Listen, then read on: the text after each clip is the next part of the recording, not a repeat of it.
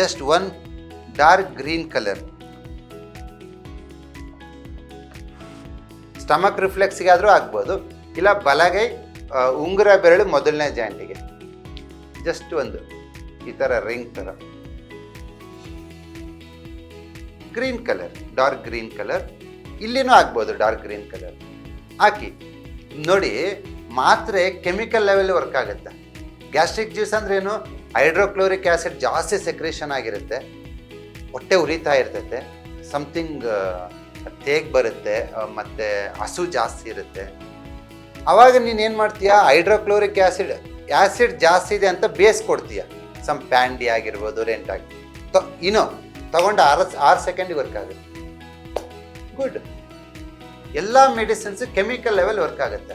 Stomach heat ಜಾಸ್ತಿ ಇರುತ್ತಲ್ಲ, ಅದು ಕಡಿಮೆ ಆಗಿರಲ್ಲ. ಸ್ಟಮಕ್ ಹೀಟ್ ಜಾಸ್ತಿ ಆಗಿ ಹೈಡ್ರೋಕ್ಲೋರಿಕ್ ಆ್ಯಸಿಡ್ ಬರುತ್ತಲ್ವ, ಅದನ್ನು ತಮಣಿ ಮಾಡ್ತಾ ಇರ್ತೀಯ ನೀನು.